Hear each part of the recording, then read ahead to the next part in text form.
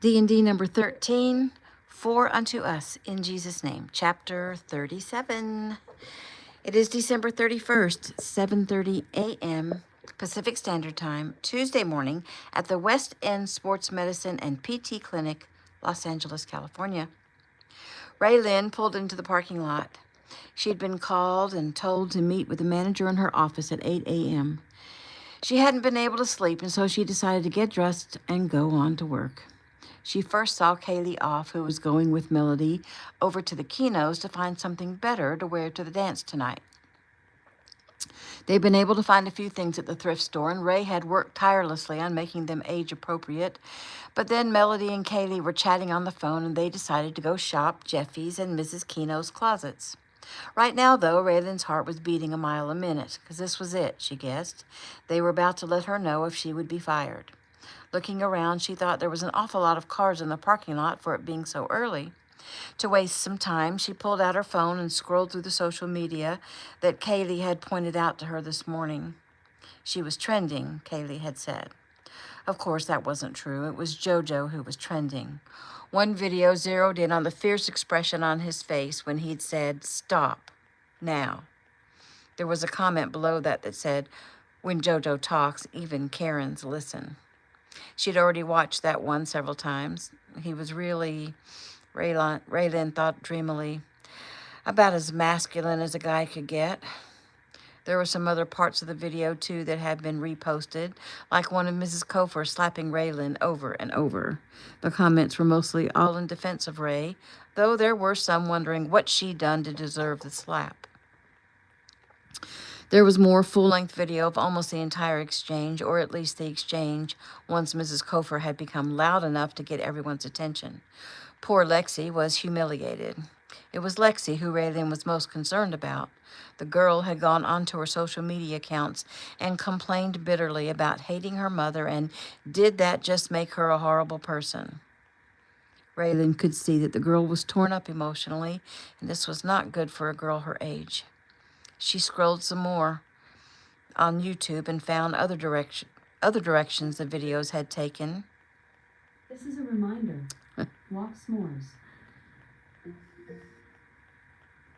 This is a reminder. Walk s'mores. It's pouring down rain, so that's not going to happen. Okay.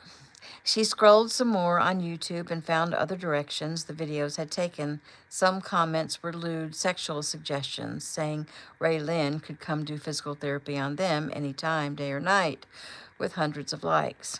She shook her head. Then she saw one claiming the entire thing was staged. It was so easy to see how those with weak minds will never know the truth of anything.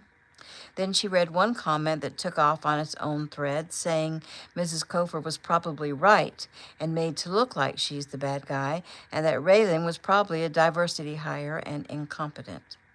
She couldn't help it. The tears welled up and spilled over, and she sniffed. "Oh, good grief," she said as she grabbed a fast food napkin that she'd stuffed in her console, tilted her rearview mirror down, and dabbed at her eyes. She startled, gasping loudly when Knuckles rapped sharply on her window. Heart pounding, she looked out. "Oh, JoJo, you scared me." He nodded. "I see that. Sorry. Unlock your door." She did as asked. He immediately knelt down beside her, took her hands, and looked into her eyes. "Don't cry, Ray. It's all going to be okay." She sniffed. "What are you doing here so early?" "I came to support you." "Well, that's very sweet of you, but it's not like you can come in with me and hold my hand." He smiled. "It's exactly like that." She shook her head, thinking he was just being silly. He reached out and used his thumb to wipe at the moisture under her eyes. It brought visions of him touching her lips last night, and she suddenly felt very self-conscious. He smiled and offered his hand. "Come on, you don't want to be late." She glanced at the clock on her dash. It was almost 8. "How did you know I was supposed to be here by 8? He smiled. "Because I had a meeting here at 7. "You did?" "Yes. I've just come from a meeting with your old boss, your new boss, and several other people." "What are you talking about?" "You'll see. Cheer up, Ray. I told you it will all be okay." He offered his hand again. She took it and allowed him to pull her from the car. She stood in front of him and looked up at his handsome face. He smiled. "Good morning." She nodded. Good morning to you, she said softly. He squeezed her hand. So grab your purse, take your keys from the ignition. Anything else you need? She nodded. My water bottle. You're awfully bossy today. He smiled. I'm sorry. I'm used to bossing people around on the field, and I'm in business mode right now.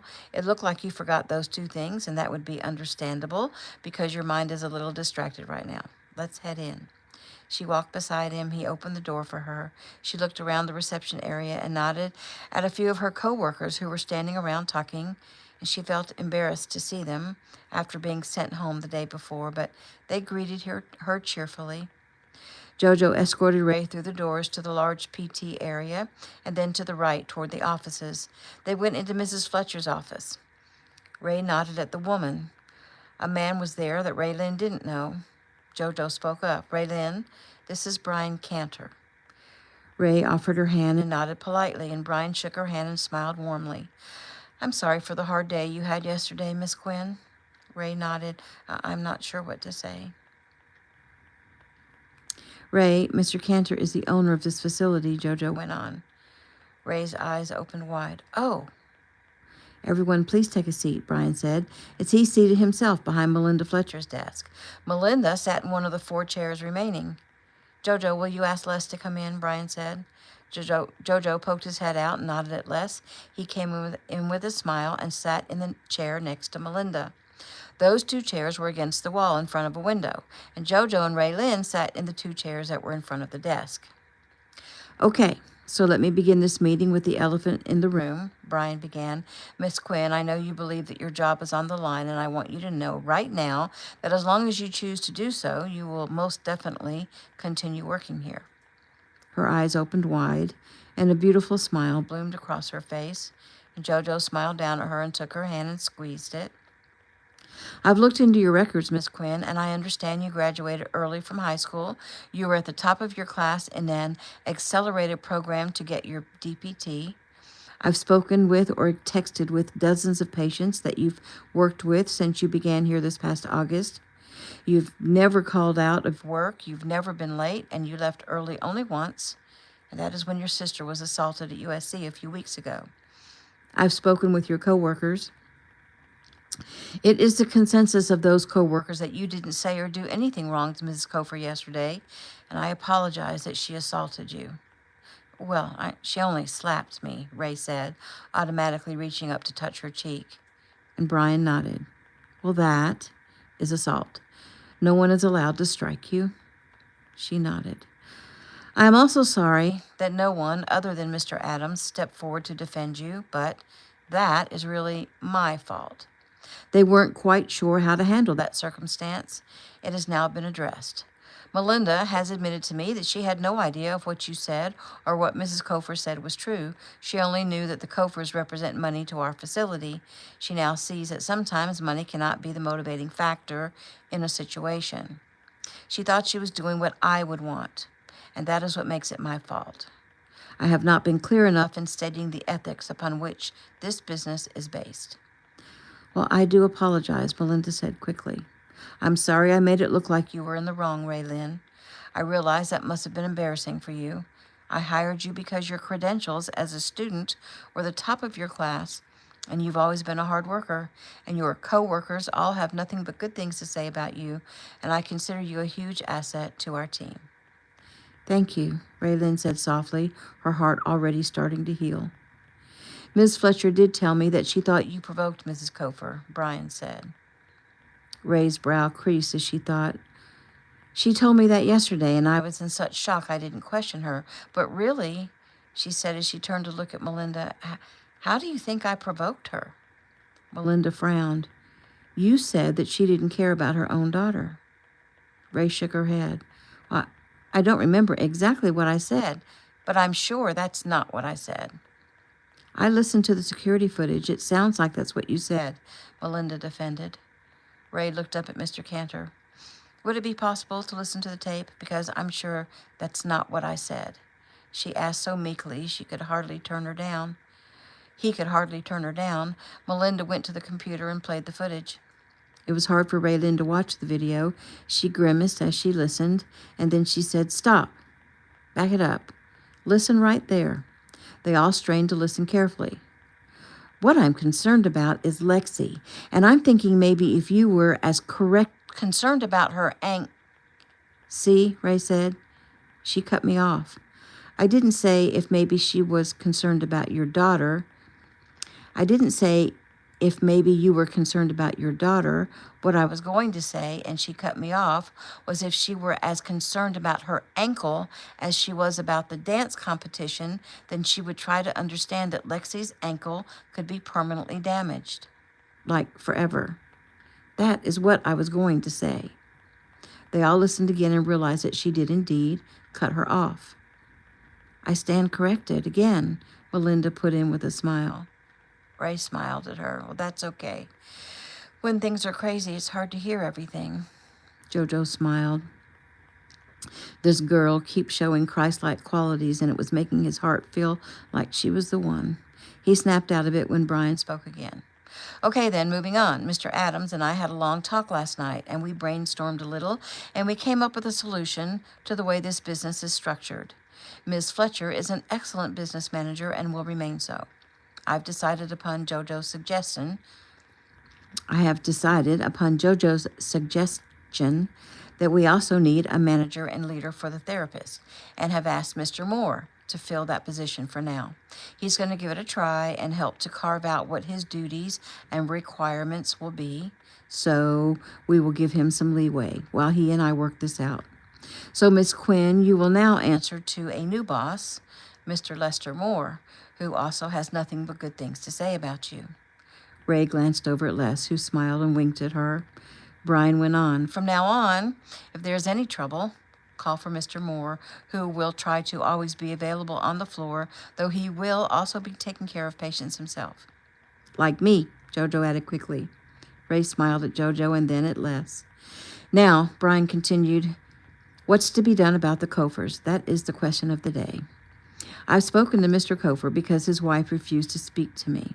I've also spoken to Alexis. Mr. Kofer actually apologized for his wife. He obviously doesn't know what to do about her. He says she's out of control and extremely obsessed with the dance world that Alexis is involved in. He thinks this obsession is not good for his daughter. He says that he loves dance and he loves when his daughter dances, but she is becoming sullen, and he believes the dance world is quickly losing its luster for Alexis." He stopped and smiled kindly at Raylene. "So, my question for you, Miss Quinn, is what do you want to do?" "Will Lexi be coming back here for her therapy?" "I'm not sure. Mr. Kofer says she will. Mrs. Kofer says she will never step foot in here again. And as far as I'm concerned, I don't want her in my facility either." Ray sighed. "Well, Lexi is such a sweet girl. She knows her ankle was not allowed to heal properly last time. She wants it to heal all the way and rehab correctly, but the pressure from her mother is hard for her to stand up to, which is why she vents on social media." "Okay, so let's break this down. You'd like to continue working with her?" "Oh, yes, sir, if she still wants to work with me." "And that would mean her father would have to bring her," Brian said. Ray nodded. Or a friend." He nodded thoughtfully. "Let me ask you this, Miss Quinn. Have you thought about pressing charges against Mrs. Kofer?" Ray nodded. "And I guess you've decided that you don't want to go that route?" "Actually, I do want to do that." Everyone looked at her, surprise on their faces. "You do?" JoJo asked. Ray nodded. "Yes, I believe I do. I think something has to be done to help poor Lexi. You have all just talked about stepping in to help me yesterday. Well, who's going to step in and help Lexi? Her mother is a bully, and usually bullies are bullies because no one has ever dared to stand up to them, not even Mr. Kofer. He just told you he doesn't know how to handle her. Well, it may not be much, and she may not be too inconvenienced, but maybe if I have her arrested for assault, she might think twice before she slaps someone else. And it occurred to me last night that if she slapped me, a perfect stranger, right there in front of everyone, has she hit Lexi? I mean, I know Lexi is her daughter, and that's different, but still, there's a difference between spanking a child for going in the street and slapping a grown person in anger because you can't have your way." I agree, JoJo said quickly before she had a chance to rethink it. Well, then if you want to press charges, we'll handle that today, Brian said quickly. And pressing charges is the beginning, because once you do that, you can bring a lawsuit and hurt them in the pocketbook, which might mean more to them than her paying a fine to the court and being let go with a slap on the wrist. Ray nodded thoughtfully because she hadn't thought about that. Well, thank you, Ray said quietly. I'm actually surprised that you're being so helpful and understanding. Brian laughed. Well, that's not a good thing either.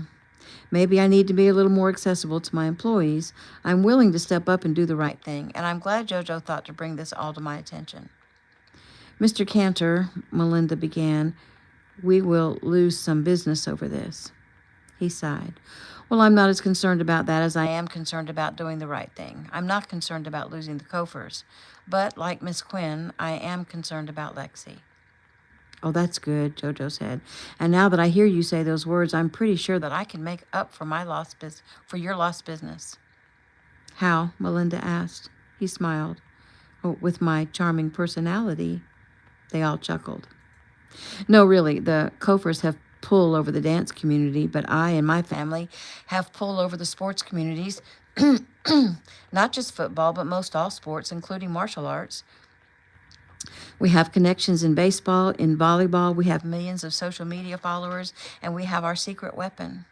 What's that? Brian asked. JoJo grinned. My cousin, Taylor, and her boyfriend, Gabe Tanner. Ah, yes, Les said. The social media phenoms. JoJo nodded. Yep.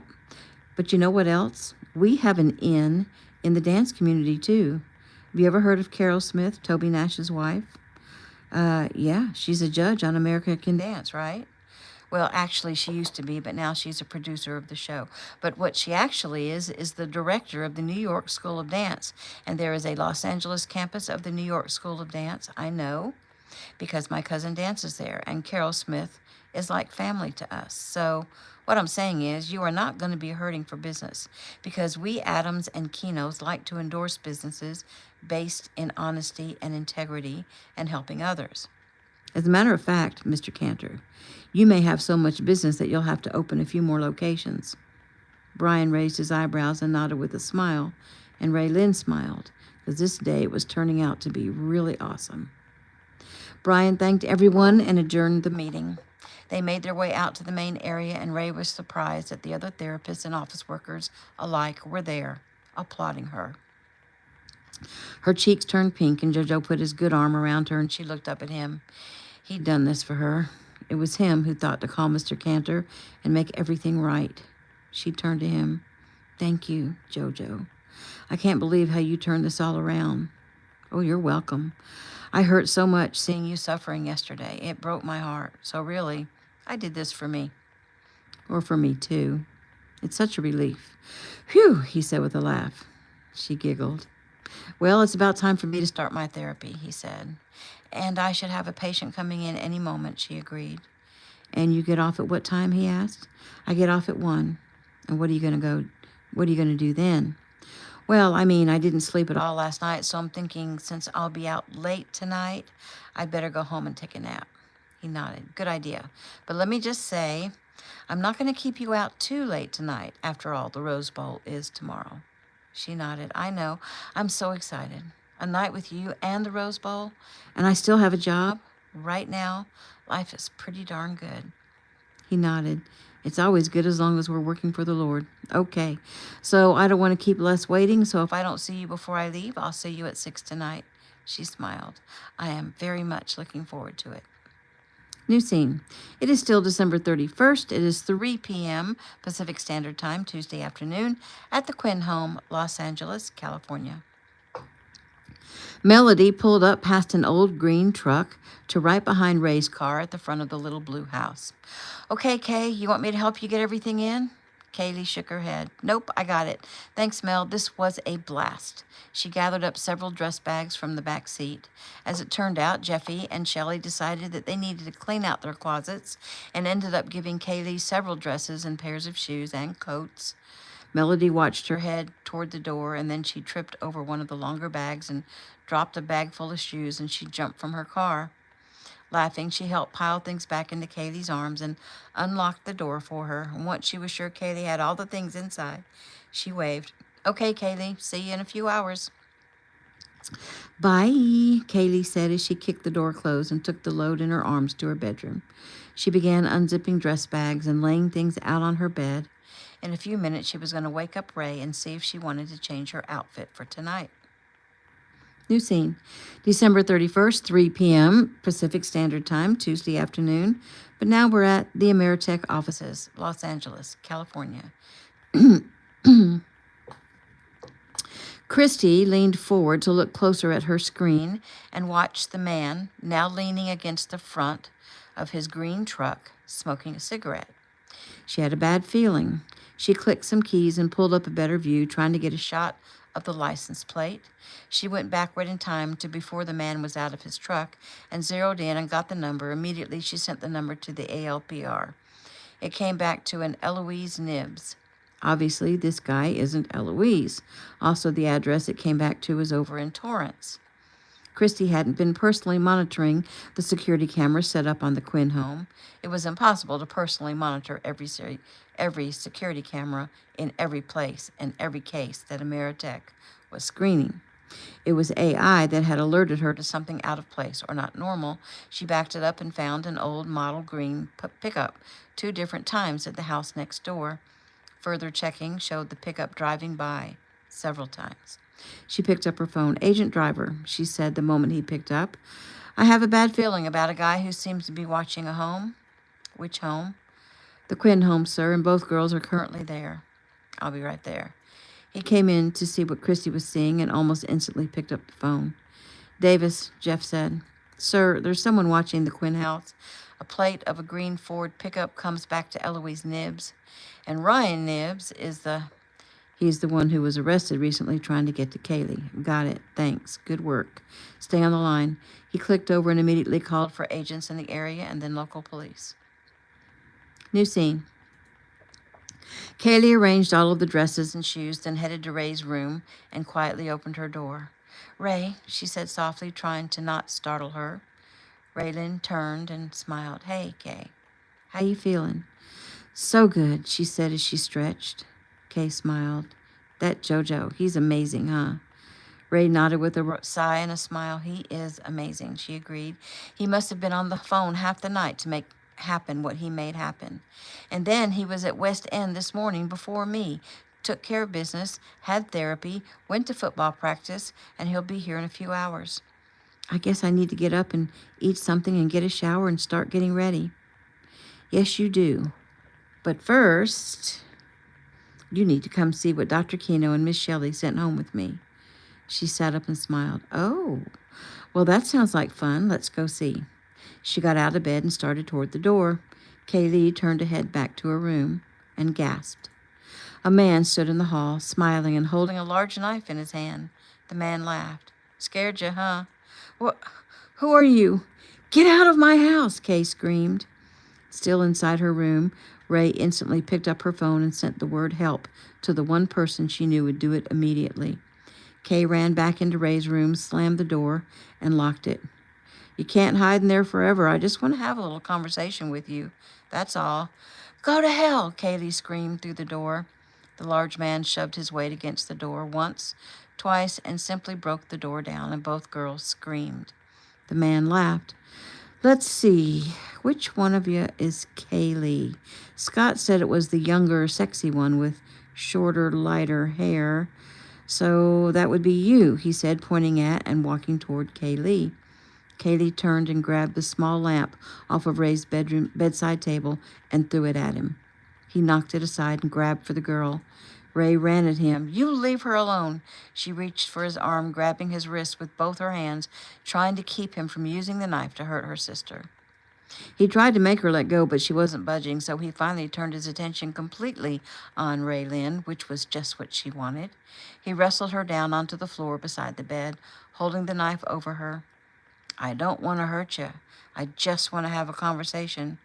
We don't have anything to say to you. Now get off me, she screamed. Scott told me you were all high and mighty. Looks like I'm going to have to bring you down off your high horse a little bit. He chuckled. High horse. An engine on a high horse. Get it? Ray tried to knee him, but only got a glancing blow, which made him very angry. Oh, I see. You want to play rough? I'm happy to do that. He started pressing the knife toward her chest as she tried to hold him back with both her arms. Katie jumped on his back and put her small arm around his throat and tried to squeeze hard enough to cut off his air. He did finally drop the knife so that he could pull her arm away from his throat, and Katie closed her eyes and squeezed as hard as she could. Okay, hon, I've got this, she heard as she felt a hand on her back. She looked over her shoulder and saw an Ameritech patch on a jacket and let go of her hold and rolled off the man's back. The bad man reached for the knife he dropped the moment Katie let him go, but the agent merely kicked it away. The agent put his arm around the man's throat just like Kaylee had done, jerked him up, spun him around, and pushed him against the wall. Another agent quickly cuffed him. The man turned around, screamed at the agent, and tried to headbutt him. The agent simply punched him one time, and the man slipped unconscious to the floor. One agent bent down to help Raylyn from the floor. She was shaking and pale and trying to catch her breath. Kaylee, Ray said. I'm okay. I'm right here, she said, poking her head out from behind the agent. The agents looked the sisters over. You ladies okay? One asked. Kay and Ray looked at each other and nodded and started to giggle. The agents didn't question that response. Many people came through a traumatic experience with that reaction. Some started shaking, some cried, some went very still and quiet, some threw up, and some laughed. Still, their laughter made the agents smile, and they both nodded. Okay, then. I'm going to take that as a yes, you're okay. The police arrived, and while they and the agents hashed out what happened, Kaylee and Raylyn sat on Ray's bed, holding each other's hands and answering questions when asked. It took JoJo 15 minutes to arrive, and at first the police weren't going to let him in, but he told them who he was and that he'd been involved in this case from the beginning, and the agents vouched for him, and he headed into Ray's bedroom. Both sisters looked up when he came into the room. He went to them, knelt down in front of them, took both their hands in his, and looked into their eyes to satisfy himself that they were okay. He smiled. Are you ladies okay? He asked. They both smiled and started to giggle again. He gave a soft laugh. Okay, then. You should have seen them, JoJo, one of the agents said. They really didn't need any help. That's not true, Kay and Ray said at the same time. If you hadn't come in when you did, Ray would have been stabbed in the chest, Kaylee argued, because I was running out of strength really fast. And I was too, Ray said. The agents went on to explain to JoJo how they found Ray on the bottom, doing all she could to hold the knife hand away from herself, and Kay on his back, trying to choke him out. JoJo nodded. Well, good job, you two. He breathed deeply as he imagined that knife coming down into Raylyn's chest. He shook his head. Thank you, Jesus, he whispered. It was another 30 minutes before the police had gathered the evidence they wanted to gather, had everyone's statements, and finally left with the perp. JoJo looked out front to see his brother Logan and Ryder and his father and Uncle Joey and Jeff Davis all talking to each other and to the agents who'd been called to the scene. Everyone took time to hug the girls and make sure they were okay, and also make sure that they knew they were not alone, and they had a huge group of people who would always protect them and see to their well-being. JoJo pulled Ray close. So, I'm guessing you no longer feel like going to the thing tonight? Her eyes opened wide. Are you kidding me? Of course I want to go. I'm okay. Kay's okay. Everything is okay. JoJo nodded. Well, okay, then. I'll run home and take a shower and get dressed. She nodded. And I'll do the same, but I'm starving. Is there going to be food at the party or ball or whatever it is? He chuckled. Yeah, lots and lots of food. Of course there is, she said with a laugh. Your family knows how to party. Well, they know how to feed a bunch of athletic boys. New scene. It is December 31st, 6 p.m. Eastern Standard Time, Tuesday evening. Kino Plantation Home, Pine Forest, Georgia. Gabe watched as the DJ finished setting up and started playing some music. He looked around. The ballroom was actually a very pretty room. It was large, of course, and perfectly decorated. It had several large columns, 2 along each side and 2 at the front of the room. Tonight, it had a mirror ball and spotlights and very classy silvery decorations. There will be over 100 people here. The guest list had grown as people thought of other people that shouldn't be left out. The Kinos had not only given access to their home as a gift for the families in Pine Forest, but they'd had the event catered, the room decorated, and Gabe found he had very little to do as far as the setup. Even though he didn't have a date, his sisters had insisted he get all dressed up and look the part. And lots of people had come early, his family, the Apples, the entire Stewart family, including the Carters, the Turners, and the Rosses. The Murphys were already here. Peyton had run into Avery because she'd come home to visit her family for Christmas, and she'd broken up with her boyfriend, so she accepted his invitation to join him. Jericho and his guys were here, and a few had brought dates. The mayor and his wife were already here. There were plenty more coming who hadn't arrived yet. The lights were dimmed as the DJ wished everyone a Happy New Year and invited everyone to grab a person and pull them on out to the dance floor. He said he was going to start out the special night and play what he considered to be one of the greatest love songs ever written. Great, Gabe thought. The music started, and Gabe knew the song well. It was Ed Sheeran's Perfect, and he agreed with the DJ. Sighing, Gabe leaned back against one of the columns near the front of the room, his arms folded on his chest, and he watched most everyone snuggle up to dance with their significant other. The words to the song actually choked him up. I found a love for me. Darling, just dive right in and follow my lead. Well, I found a girl, beautiful and sweet. I never knew you were the someone waiting for me. 'Cause we were just kids when we fell in love, not knowing what it was.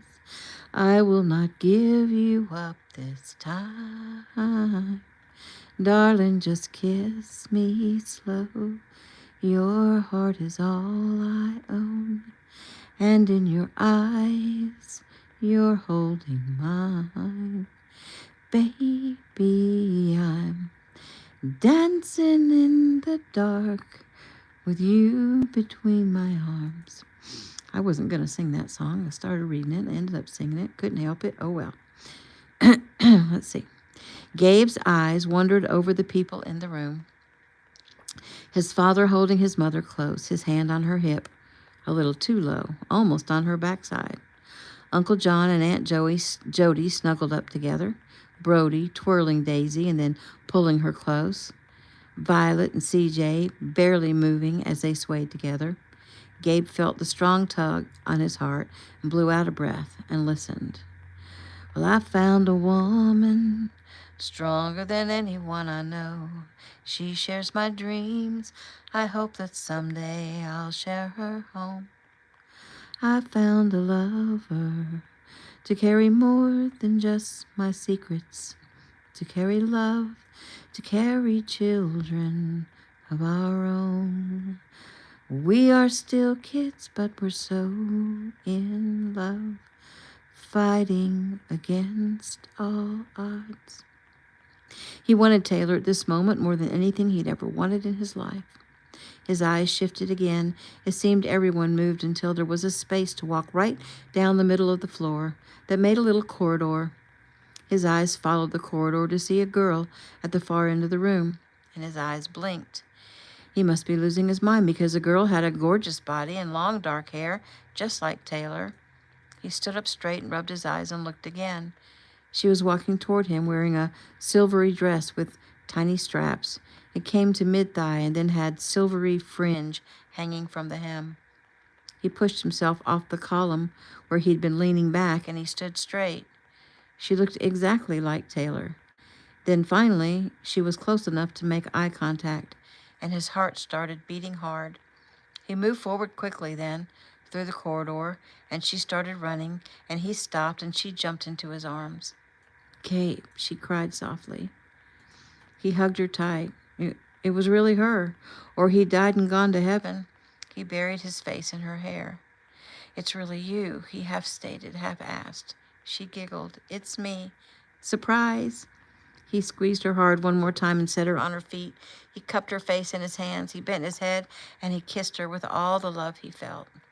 There was applause and cheers, and he looked up. Everyone was looking at him and Taylor, videoing them and cheering for them. Only then did it dawn on him that they all knew about this. Even the song, it was picked for this moment. He turned back to look into her eyes. You're You're real, right? She smiled. Daddy felt sorry for me because I was missing you so much and he flew me here. Alone? Well, with agents, but yeah, alone. They swayed together to the rhythm of the music. This song will be theirs forever. The song came to an end, and everyone cheered again. Okay, the DJ began. That was like freaking awesome. So, Gabe and Taylor, Happy New Year to you. Everyone cheered again. And now, Gabe, Taylor, I've been told that if I play this next song, you won't disappoint me. So here it goes. The floor cleared immediately, and the first strains of Bruno Mars's Uptown Funk began. Gabe and Taylor both grinned and nodded, and they swung into action, and indeed, they didn't disappoint. When the number ended, everyone crowded around to welcome Taylor back to Pine Forest. There was a lot of laughing over poor Gabe and how pitiful he looked when the first song was playing. Of course, Rose and Lily got everything on camera, and they promised to edit it all together and give them a copy of the video. Little Iris was one of the first to them, and Taylor hugged her and told her how beautiful she looked in her pretty dress. Hannah finally got to Taylor, and Taylor looked into her big eyes. Oh, my goodness, Hannah, you look so beautiful tonight. Just look at you. She placed her hand on Hannah's cheek. You look so different, and your hair is so pretty, all curled, and look at that dress. I bet when you spin, it flies out. Tell me you've tried it. Hannah giggled. Well, I tried it in my bedroom. Do it now, Taylor said, and grabbed her hand and spun her around. And Hannah laughed. Taylor had a way of making her feel so happy. Charlie and Lucas and Matthew approached, and Lucas had a girl by his side. Hey, Taylor, Charlie said. She smiled brightly. Hey, Charlie. Hey, Matthew. It's so nice to see you guys. Taylor, Gabe began. You remember Lucas. He's Peyton's brother. Yes, I do remember, but I don't know this pretty girl. This is Abby. Abby? Taylor Kino, Lucas said. Hi, Abby said shyly. Hi, Abby. It's so nice to meet you. Are you a freshman too? She nodded. Peyton and Avery walked up. Avery, Taylor exclaimed. Hey, I thought you two broke up. She frowned. Hey, Taylor, I wouldn't say we broke up because really we weren't ever like a thing. We just went our separate ways. But I heard you had a boyfriend now. Yeah, well, that didn't work out. Oh, I get it, Taylor said. It's so nice to see you. You too, Peyton. How's it going up at UGA? Peyton nodded. It's actually going really good.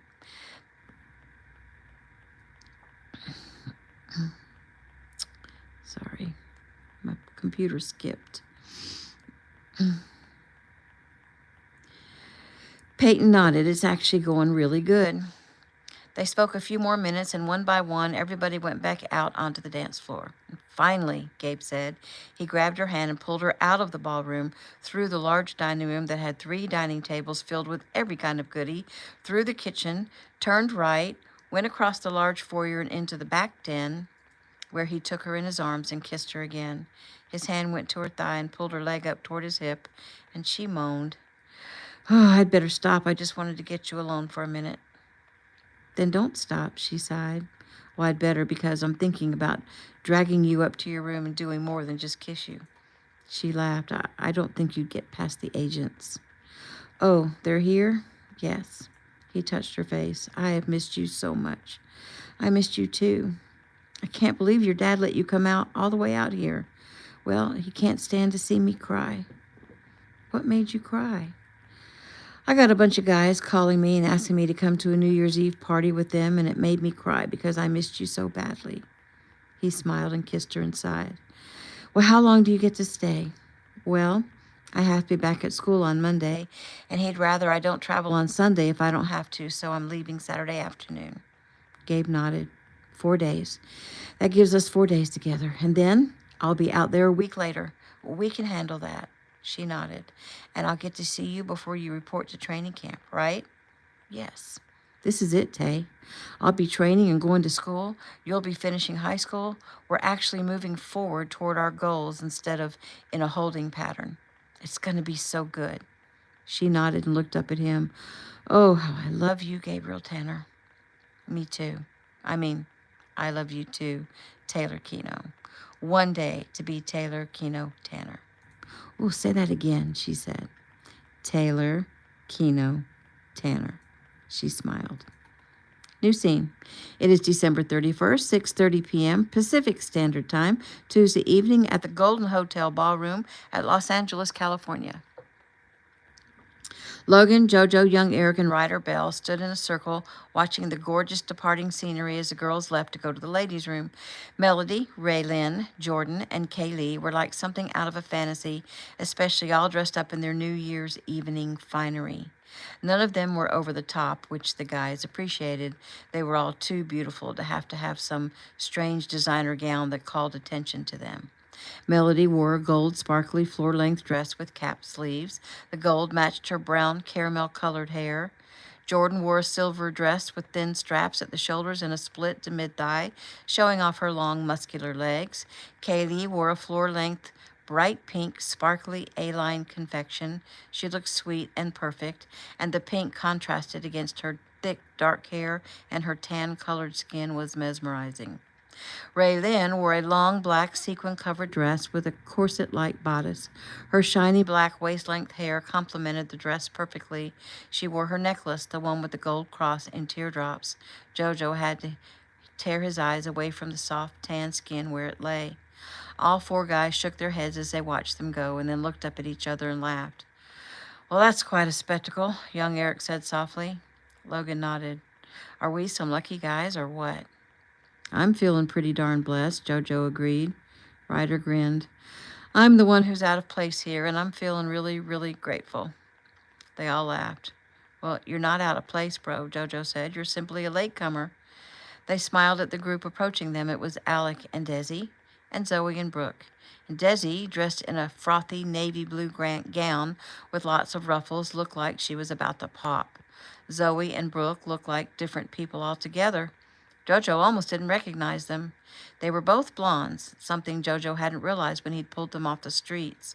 Zoe wore a strapless silver and black dress that came to just above her knees. It had a black sash at the waist. Brooke wore a teal-colored dress that had layers gathered at the waist and also came to just above her knees. JoJo smiled. "Hello, Zoe. Brooke, you two look amazing." They giggled and looked up at the handsome guys with stars in their eyes. "You do too," JoJo countered. I'm sorry. They looked up at the handsome guys with stars in their eyes. "Well, you guys look different all dressed up," Zoe said. You do too," JoJo countered. His eyes zeroed in on Brooke, who'd earlier refused to talk about herself. Ryder had said she was 17, but she didn't look 17 tonight. She looked like she was 12. Now that she was clean, she looked very young. She probably wasn't 12, but she did look very young. "Alec, Desi," Logan said. "It's nice to see you guys. How's married life?" Alec smiled. "It's awesome, Logan. Life is really good right now." Desi nodded. "It is, and it's been great having these two stay with us." "Do you know how much longer they're going to be with you?" JoJo asked. Desi frowned and shook her head. "No, but they have a meeting with your father and with Mrs. Lee coming up this next week." Young Eric nodded. "Well, I'm sure between Uncle Mark and Aunt Angel, they'll get it all figured out." Brooke and Zoe looked up at the handsome guy. Zoe smiled. "We saw your movie." Eric smiled. "Cool. Did you like it?" "They loved it," Alec put in quickly. "They can't stop talking about it." "Actually, they can't stop talking about you, Eric," Desi said. And the guys all chuckled. "Desi," Zoe complained. Desi giggled. "It's okay. You're not the only one who feels that way." "Hey, everyone," Philip said as he and Lyle came to join the group. "Hi, Philip," Zoe said quickly. "You clean up real nice." He grinned. "Thanks. So do you." She giggled. "Right?" Philip laughed. "So, Zoe, would you like to dance?" "Oh, wow, yes, I'd love to." Philip and Zoe started out to the dance floor. "And would you like to dance?" Lyle said to Brooke. I'm Phil's brother." Brooke smiled. "Phil's brother? What's your name?" "Oh, I'm Lyle." "I'm Brooke." He smiled. "I know who you are." She laughed. "Yes, I'd like to dance." They watched them go. Ryder watched for a minute and then looked back at Alec and Desi. "So, are they really doing okay?" Alec shrugged. "Well, they're doing pretty good considering where they were a week ago, but Brooke is going to have a hard time coming up here soon." "Why?" Ryder asked. Well, her story is not quite what she originally told everyone. First, she's not 17. She's 15, and she just turned 15 last week. JoJo nodded. Wow. I was just thinking that she looks a lot younger than I thought. Alec nodded. So, listen to this. Brooke is supposed to be a sophomore at Huntington Beach High School. I don't know if you know the story, but she says her mother kicked her out of the house because Brooke refused to get along with her new stepfather. Well, that's not true. They found that they reported her missing and they have been desperate to find her and bring her home. We were required to take both Brooke and Zoe to a doctor's appointment. And it was found out that Brooke is pregnant. She still won't come clean about everything, but they're thinking that she got pregnant and was afraid to tell her parents, and she ran away from home so that they wouldn't find out that she'd been sleeping with her boyfriend. JoJo frowned. Well, what won't she come clean about? Well, she refuses to tell the caseworker or her mother or anyone who the father is. So she doesn't want her boyfriend to get in trouble? That's what they're thinking. Brooke still refuses to go home, and that's why they're meeting with the judge. In the meantime, yesterday, Brooke's mom and stepdad tried to confront the boyfriend, who is 16, and they got into a big battle with him and his parents, and cops were called, and they're still trying to sort that all out. Meanwhile, they left Brooke with us until she and her parents meet with Mr. Adams and Mrs. Lee, and then they'll go before a judge. It's all pretty messed up. Wow, that is all messed up, Ryder mumbled. Brooke seems to be okay right now, JoJo said. Well, she seems okay, but she cries a lot, Desi said. And she talked about getting rid of the baby. JoJo, Logan, young Eric, and Ryder all sighed at that information. We'll just have to see what Mr. Adams and Miss Angel have to say, Desi said. Meanwhile, I'm just trying to help any way I can. I mean, I've been there, pregnant and alone. Alec raised his brows. Excuse me? Desi giggled. Oh, right. I wasn't alone. I've had you, and I'm so thankful for that. But all I'm saying is I'm young, and it would have been nice to be able to share with my mother what was going on with my pregnant body. He put his arm around her and smiled. I understand. And speaking of your mother, here she comes right now. Desi turned to smile at her mom and dad and sister Charity. It was so weird. A few months ago, she and Alec were a couple of homeless kids living in the woods behind a gas station, estranged from their parents, hungry and hopeless. And now they're married. They have a lovely home. They've been reunited with their families. Alec has a good job. He's going back to school in the fall, and their lives seem magical. All because young Eric Kino and his father, Ricky Kino, had asked God to place someone in their path. They rescued them and turned their lives around. This place, this earthly life can be so horrible, and then it can be so awesome, and both Alec and Desi are proof of that. Now, if somebody can just rescue the innocent young Brooke and her even more innocent child. That is the end of chapter 37.